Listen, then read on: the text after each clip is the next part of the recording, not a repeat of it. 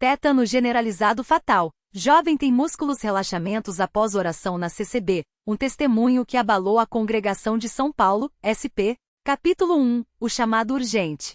O sol da tarde de sábado caía pesado sobre o bairro de Vila Maria, na zona norte de São Paulo. O ar quente misturava-se ao cheiro de terra molhada após uma chuva rápida que havia lavado as ruas poeirentas. Dentro da pequena casa de alvenaria, pintada de um azul desbotado pelo tempo, a família de Mateus Oliveira, 19 anos, vivia um dos piores pesadelos que uma mãe poderia imaginar. Dona Maria, 48 anos, costureira e obreira fiel da Congregação Cristã no Brasil, CCB, há mais de 20 anos, ajoelhava-se ao lado da cama do filho, as mãos trêmulas segurando um lenço já encharcado de lágrimas. Seu marido, seu Antônio, 52, pedreiro de mãos calejadas, permanecia em pé, imóvel, como se o medo tivesse petrificado. Os olhos fixos no corpo do filho, que se contorcia em espasmos violentos, os músculos tão rígidos que pareciam prestes a romper a pele. Meu Deus, o sussurrava Dona Maria, as palavras saíam entre soluços. Ele não aguenta mais, Antônio. Olha para ele. Mateus, antes um jovem forte, cheio de vida, que ajudava o pai nas obras e sonhava em ser mecânico, agora estava reduzido a um corpo retorcido, os dentes cerrados com tanta força que sua mandíbula parecia prestes a quebrar. O tétano generalizado havia se instalado há 3 dias, após um ferimento aparentemente inofensivo no pé, causado por um prego enferrujado enquanto consertava o telhado de um irmão da igreja. No início foi apenas uma rigidez no queixo, um leve desconforto. Mas em menos de 48 horas, o veneno da bactéria Clostridium tetani havia se espalhado, transformando cada músculo em pedra. A gente tem que levar ele pro hospital, Maria. Seu Antônio finalmente quebrou o silêncio, a voz rouca. Os médicos podem fazer alguma coisa. Não. Ela respondeu com uma firmeza que surpreendeu até a si mesma. Você sabe que a vontade de Deus é soberana. Se ele permitiu isso é porque tem um propósito. Vamos chamar os irmãos. Vamos orar. Antônio hesitou. Ele também era um homem de fé, mas ver o filho daquele jeito era demais. Porém, conhecia a esposa. Maria era uma mulher de oração, uma daquelas que não se abalava facilmente. Se ela dizia que a solução estava na igreja, ele confia. Com as mãos ainda trêmulas, Dona Maria pegou o telefone e discou o número do irmão José, o ancião da congregação local. A voz do outro lado da linha soou calma, serena, como sempre. Irmã Maria, como vai a família? Irmão José, é o Mateus. Sua voz falhou. Ele está muito mal. Acho que é tétano. Os músculos dele estão todos duros. Ele não consegue nem abrir a boca. Por favor, venha. Precisamos de oração. Houve uma pausa. Então, a resposta veemente. Nós vamos estar aí em meia hora. Não se desespere, irmã. Deus é poderoso. Ele ouve os nossos clamores. Capítulo 2. A chegada dos irmãos. Em menos de 40 minutos, a pequena casa estava lotada. Irmãos e irmãs da CCB chegavam em grupos, alguns de carro, outros a pé, todos com o mesmo propósito, interceder pela vida de Mateus. As mulheres traziam cestos de comida, pão caseiro, bolos, sopas, enquanto os homens organizavam cadeiras em círculo ao redor da cama do jovem. O irmão José, um homem alto, de cabelos grisalhos e olhos profundos, entrou com passos firmes, seguido pelo irmão Pedro, o pregador local, e pela irmã Ana, uma senhora de quase 70 anos conhecida por suas orações que abriam céus. Paz do Senhor, irmãos. Irmão José cumprimentou a família com um aperto de mão firme. Então aproximou-se de Mateus. O jovem estava deitado, os olhos arregalados, cheios de terror. Ele não conseguia falar, mas seus olhares suplicantes diziam tudo. A respiração era ofegante, os músculos do abdômen tão contraídos que parecia que ele ia se partir ao meio. Filho, você está ouvindo? Irmão José colocou a mão na testa de Mateus, que queimava de febre. Deus está aqui. Você não está sozinho. Mateus tentou assentir, mas o menor movimento causava uma dor excruciante. Uma lágrima escorreu de seu olho esquerdo. Vamos orar. Irmão Pedro anunciou, e todos se ajoelharam. O silêncio tomou conta da sala. Só se ouvia o som das respirações e, de vez em quando, um gemido abafado de Mateus. Então irmã Ana começou a orar em voz alta com uma autoridade que só vem de décadas de comunhão com Deus. Pai Celestial, nós nos apresentamos diante de Ti com um coração quebrantado. Este jovem é Tua criação, Senhor. Tu o conheces desde o ventre de sua mãe. Sabes cada fio de cabelo de sua cabeça. E agora, ó Deus, nós Te pedimos, liberta este corpo do mal que o aflige. Quebra as cadeias desta doença. Em nome de Jesus, ordenamos que os músculos de Mateus se soltem, que a dor se vá, que a vida flua novamente em suas veias. As palavras dela eram como marteladas no mundo espiritual. Alguns irmãos começaram a chorar. Outros murmuravam amém em voz baixa. De repente, Mateus emitiu um som gutural, como se algo dentro dele estivesse se rompendo. Seu corpo arqueou-se para trás, e por um momento, pareceu que ele ia sufocar. Segurem ele. Irmão José ordenou. 2 homens fortes, irmão Carlos e irmão Lucas, seguraram as pernas e os braços de Mateus, enquanto irmã Ana continuava a orar, agora com mais intensidade. Satanás, solta esta alma. Em nome de Jesus, eu te ordeno. Sai. Este corpo pertence a Deus. Capítulo 3, a batalha espiritual. Por mais de 1 hora, a batalha continuou. As orações subiam como incenso, misturadas às lágrimas e aos gemidos de dor de Mateus. Em certo momento, irmão Pedro pegou o óleo consagrado que sempre carregava em sua bolsa e ungiu a testa, as mãos e os pés do jovem. Pelo sangue de Jesus, eu unjo este corpo para a cura. Que o Espírito Santo desça com poder e restaure cada célula, cada nervo, cada músculo. Ele declarou, enquanto faziam o sinal da cruz sobre Mateus. Dona Maria, de joelhos ao lado do filho, não conseguia mais conter o choro. Ela segurou a mão de Mateus, que estava gelada apesar da febre. Filho, aguenta firme. Jesus está aqui. Ele não vai te abandonar. De repente algo mudou. Um silêncio repentino tomou conta da sala. Até a respiração de Mateus parece ter se acalmado. Então, bem devagar, seus dedos se mexeram. Ele está movendo a mão. Alguém gritou. Todos se aproximaram. Era verdade. Os dedos de Mateus, antes rígidos como varas de ferro, agora se flexionavam levemente. Louvado seja Deus! Irmão José exclamou. Mas a batalha não havia terminado. Mateus ainda não conseguia falar, e seus músculos, embora menos tensos, ainda doíam terrivelmente. Vamos continuar orando. Irmão Pedro disse. Até que ele esteja completamente livre. Capítulo 4, o milagre. Era quase meia-noite quando aconteceu. Mateus, que até então só conseguia emitir sons abafados, de repente abriu a boca. Água, ele sussurrou, a voz rouca, quase inaudível. Dona Maria quase desmaiou. Meu filho, você falou. Irmão José rapidamente trouxe um copo com água e com cuidado colocou-o nos lábios de Mateus. O jovem bebeu devagar, os olhos cheios de lágrimas. Obrigado, ele disse, olhando para cada um na sala. Eu sentia como se algo estivesse me esmagando por dentro. Mas agora, é como se uma mão tivesse me soltado. Os irmãos começaram a louvar a Deus em voz alta. Alguns cantavam hinos, outros choravam de alegria. Irmã Ana, com os olhos brilhando, levantou as mãos e declarou: Glória a Deus! Este é um milagre. Um sinal de que o Senhor ainda opera maravilhas entre nós. Mateus, embora fraco, conseguia agora mover os braços e as pernas. A rigidez havia desaparecido quase completamente. Só restava uma dor residual, como se seu corpo estivesse se recuperando de uma longa batalha. Eu vi coisas. Mateus falou, olhando para o teto. Enquanto estava assim, parecia que tinha vozes ao meu redor, umas me puxando para baixo, outras me segurando. Mas então, eu ouvi um som como um trovão, e algo me empurrou para cima. Foi aí que comecei a me soltar. Irmão José assentiu, sábio. Era a voz de Deus, filho. Ele não te deixou. Capítulo 5. O testemunho que abalou a congregação. Na manhã seguinte, a notícia do milagre já havia se espalhado por toda a região da CCB em São Paulo. Irmãos de outras congregações começaram a chegar, curiosos para ver com seus próprios olhos o jovem que havia sido liberado do tétano generalizado pela oração. Mateus, embora ainda fraco, sentou-se em uma cadeira na sala, enquanto dezenas de pessoas se aglomeravam para ouvir seu testemunho. Eu não acredito em coincidências.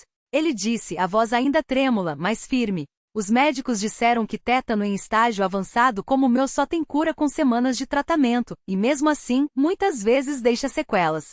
Mas aqui estou eu, depois de uma noite de oração, quase completamente recuperado. Muitos choravam. Outros tiraram fotos, embora discretamente, pois na CCB não se costuma registrar momentos sagrados com ostentação. Irmão Pedro aproveitou para pregar sobre a fé que move montanhas. Irmãos, este não é um caso isolado.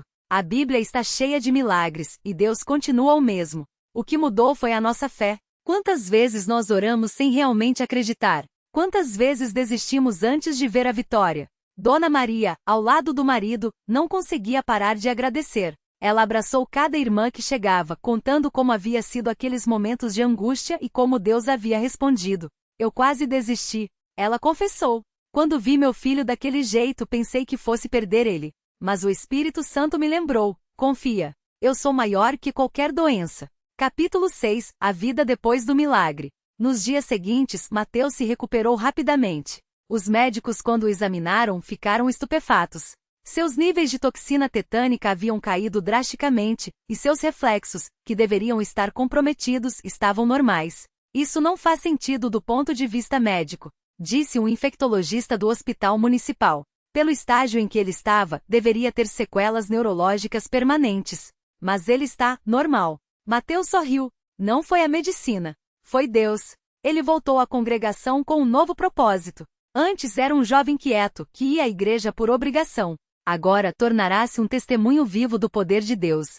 Começou a participar dos cultos de jovens, a dar testemunhos, e até ajudar na distribuição de folhetos evangelísticos nos fins de semana. Se Deus me deu uma segunda chance, eu não posso desperdiçar, ele dizia aos amigos. Sua mãe, Dona Maria, também mudou. Antes, embora fosse uma obreira dedicada, às vezes duvidava em momentos de prova. Agora sua fé era inquebrantável.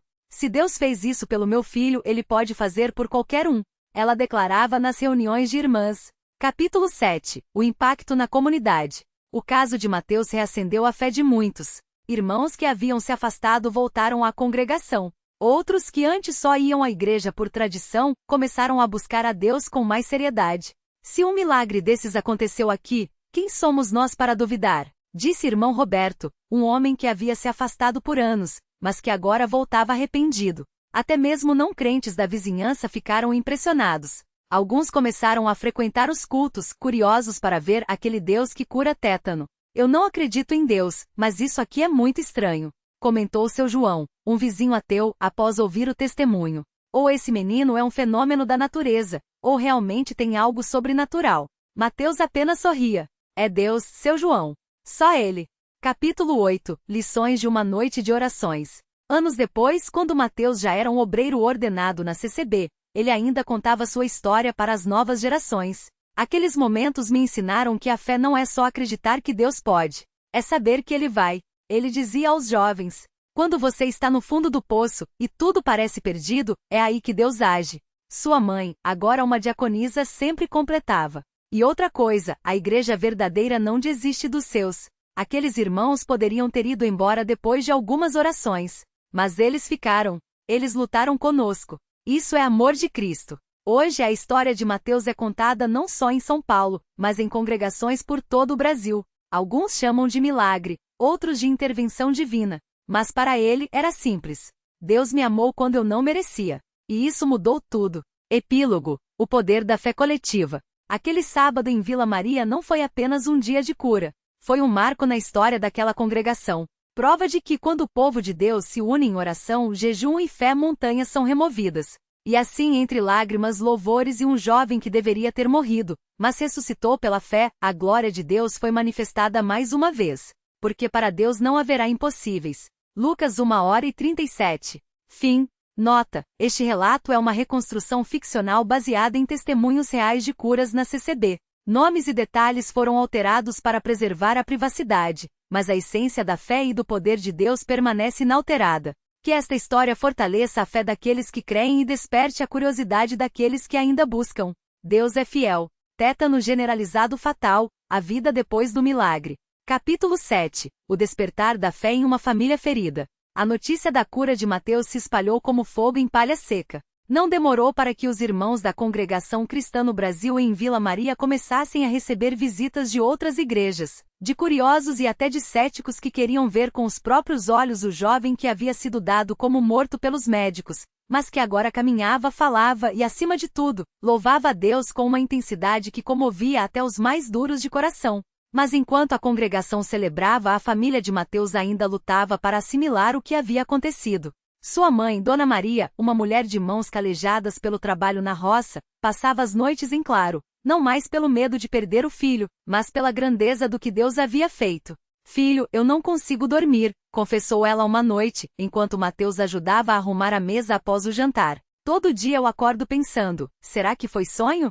E aí eu te vejo aqui vivo, falando, rindo, e eu choro de novo. Mateus largou o prato que seguria e abraçou a mãe, sentindo o cheiro de terra e lavanda que sempre a acompanhava. Não foi sonho, mãe. E não foi por causa de mim. Foi Deus. Só Ele poderia ter me tirado daquele leito. Seu pai, seu João, um homem de poucas palavras, mas de fé inabalável, observava a cena em silêncio. Ele havia sido o primeiro a clamar a Deus quando Mateus foi diagnosticado. Enquanto a esposa chorava, ele se ajoelhava no quarto do filho, orando em línguas, como fazia desde que se converteu, décadas atrás. Deus não nos abandonou, Maria, disse ele, finalmente quebrando o silêncio. Ele nos mostrou que mesmo quando tudo parece perdido, Ele está no controle. Mas nem todos na família reagiram da mesma forma. Tia Rosa, irmã de Dona Maria e uma mulher de espírito forte, mas cética, visitou-os alguns dias depois da alta de Mateus. Ela não era da CCB, nem de qualquer igreja. Para ela, a cura do sobrinho era coincidência médica ou, no máximo, sorte. Mateus, meu filho, eu fico feliz que você esteja bem, disse ela, enquanto tomava um café na cozinha. Mas não venha me dizer que foi milagre. Os médicos erraram o diagnóstico, só isso. Mateus não se alterou. Ele já esperava por aquele momento. Tia, eu vi coisas que você não viu. Eu senti o meu corpo se contorcer até quase quebrar. Os médicos disseram que meu coração ia parar a qualquer momento. E aí, quando eu já não aguentava mais, eu ouvi vozes. Não eram dos médicos. Eram dos irmãos, orando por mim. E então, ele fez uma pausa, lembrando da sensação de paz sobrenatural que o invadiu. Eu senti algo me segurar, como se mãos invisíveis me puxassem de volta. Tia Rosa abriu a boca para responder, mas não encontrou palavras. Pela primeira vez em anos, ela não tinha uma explicação lógica.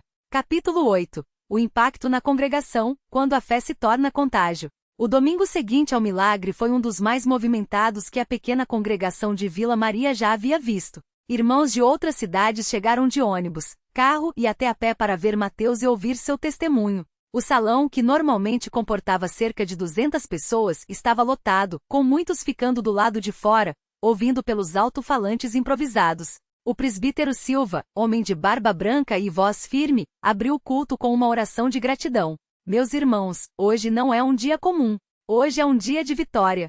Deus nos mostrou que quando seu povo se une em jejum e oração, Ele age. Mas não é para nossa glória e sim para a sua. Mateus foi chamado à frente.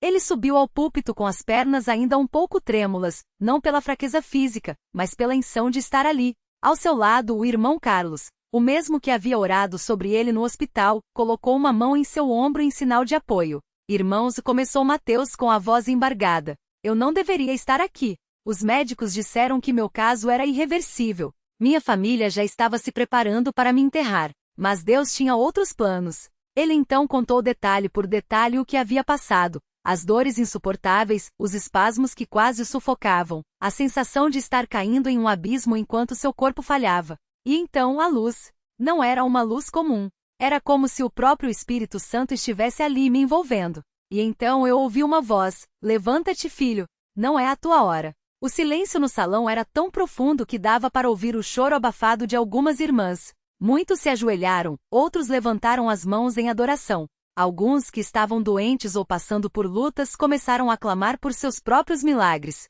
Deus não faz acepção de pessoas. Gritou o irmão Antônio, um homem que há anos lutava contra um câncer. Se ele curou Mateus, pode me curar também. E assim, aquele culto se transformou em um campo de batalha espiritual. As orações se intensificaram, os louvores ficaram mais altos, e o poder de Deus se manifestou de forma tangível. Várias pessoas testificaram curas instantâneas naquele dia, dores que cessaram, visões restauradas, depressões quebradas. Mas nem todos saíram dali curados. Alguns ainda esperavam por sua vitória. E foi então que o presbítero Silva fez um anúncio que marcou a congregação para sempre. Irmãos, Deus nos deu um sinal. Não podemos parar aqui. A partir de hoje, teremos cultos de oração especiais, todas as terças e sextas, jejum coletivo nas primeiras sextas-feiras do mês, e vigílias de madrugada nos sábados. Porque se Deus fez isso por Mateus, Ele pode fazer por cada um de nós. A multidão respondeu com um amém trovejante, e dali em diante, Vila Maria nunca mais foi a mesma. Capítulo 9. A vida de Mateus, entre a glória e a humildade. Nos dias seguintes, Mateus se tornou um símbolo de fé para muitos. Mas com a fama dentro da igreja vieram tentações e provações. Mateus, você agora é uma referência. Disse-lhe o irmão Paulo, um jovem obreiro cheio de zelo. Muitas pessoas vão te procurar, querendo ouvi-lo, querendo que você ore por elas. Você precisa ter cuidado para não se envaidecer. Mateus sabia que ele tinha razão.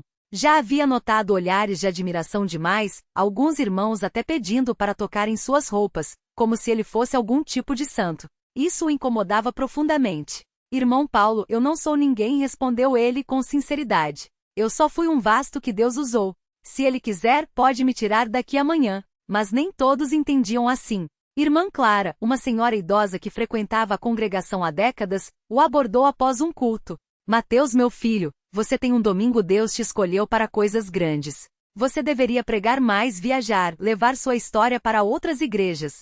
Mateus agradeceu, mas no fundo, sentia um peso. Ele não queria ser um troféu, mas sim um servo. E foi então que ele tomou uma decisão. Iria voltar a trabalhar, como fazia antes de adoecer. Se Deus me curou, não foi para eu ficar só dando testemunhos, disse a seus pais. Foi para eu viver, trabalhar e servir a Ele no dia a dia. E assim, Mateus voltou à sua rotina. Acordava às 5 horas para a hora da família, ia para a oficina mecânica onde trabalhava, voltava para almoçar com a mãe e à noite, participava dos cultos e das orações. Não havia glamour, não havia holofotes. Só fé em ação. Capítulo 10. Aprovação, quando o inimigo contra-ataca. Mas o diabo, que havia sido derrotado na batalha pela vida de Mateus, não desistiria tão facilmente. Cerca de 3 meses depois da cura, Mateus começou a sentir dores de cabeça intensas. No começo achou que era cansaço do trabalho, mas as dores pioraram, até que uma manhã, ele desmaiou no chão da oficina. Mateus! Gritou seu chefe, o seu Roberto, um homem rude, mas que havia se apegado ao jovem depois do milagre. Chamem uma ambulância. No hospital, os exames revelaram algo aterrorizante, um tumor cerebral agressivo. Isso não faz sentido, disse o médico, confuso. Ele não tinha nenhum histórico, nenhum sintoma antes. A notícia se espalhou rápido. A congregação entrou em choque. Como assim, Deus? Chorava a irmã Ana, uma jovem que havia sido curada de asma naquele mesmo culto. Por que agora? Mateus, porém, não se abalou.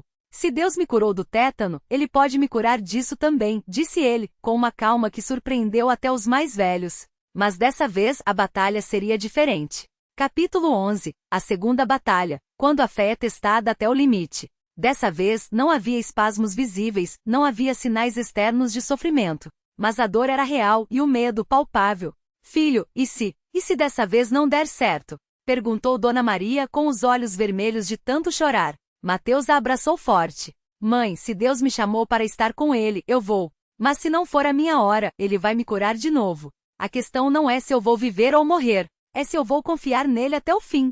E assim a congregação se uniu mais uma vez. Jejuaram por 3 dias seguidos. Fizeram vigílias ininterruptas. O presbítero Silva e os obreiros impuseram as mãos sobre Mateus, clamando em línguas desconhecidas. Cartas de oração chegaram de outras congregações, até de outros estados. Mas os dias passavam, e o tumor não regredia. Até que, na 3ª noite de vigília, algo aconteceu. Mateus, que estava deitado em um colchão no salão da igreja, pois não conseguia mais dormir em casa devido às dores, sentiu uma presença. Quem está aqui?